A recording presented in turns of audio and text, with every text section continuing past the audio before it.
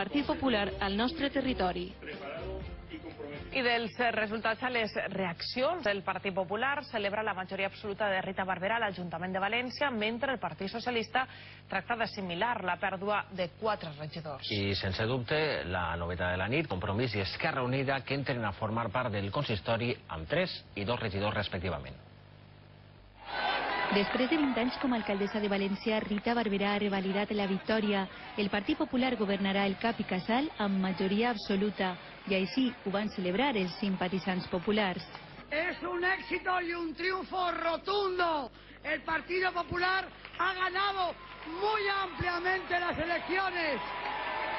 Hemos ganado. Somos los que ha querido el pueblo valenciano. En l'altra cara de la moneda, el Partit Socialista. La llista que encapçala Joan Calabuig ha perdut 4 regidors. Los resultados del Partido Socialista no han sido buenos. Ha habido retrocesos que no por esperados, desde luego, son menos dolorosos para nosotros. La sorpresa de la nit la va donar Compromís.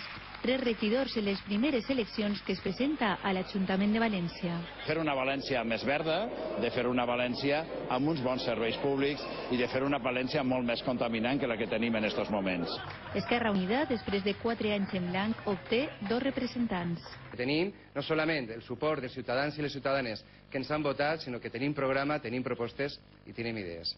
Els partits minoritaris s'han beneficiat de la derrota socialista, però el Partit Popular manté l'hegemonia a l'Ajuntament de València. Festa gran a la família del Partit Popular d'Alacant amb Sònia Castedo al capdavant. Victòria històrica amb 18 regidories millorant els anteriors resultats. Castedo ha dit que no decebrà els seus votants i que avui mateix es posarà a fer faena per la seva terra. Castedo té una prioritat que passa per captar inversions econòmiques per generar llocs de feina. Por vosotros, por toda la gente que ha confiado en el Partido Popular, porque no vamos a defraudar a nadie, absolutamente a nadie. A trabajar, es lo único que queremos hacer. Decepció a la seu socialista després de saber que Elena Martín ha aconseguit 8 regidories amb un dels pitjors resultats de la història. Elena Martín ha agraït als seus votants la confiança i ha anunciat una oposició ferma y constructiva.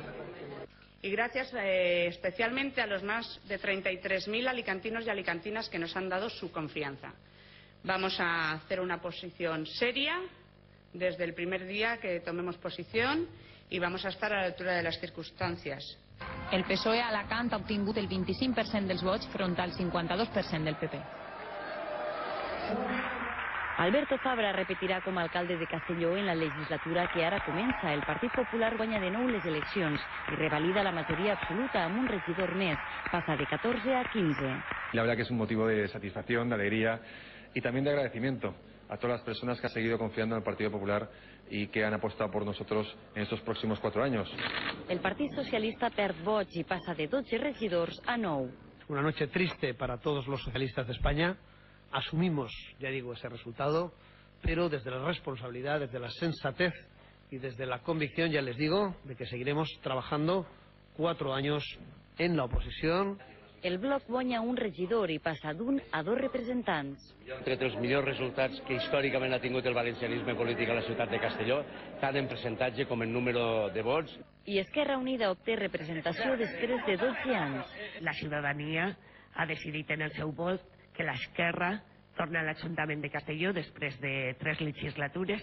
Pugen els partits minoritaris i cau el PSPB. La victòria per al PP per majoria.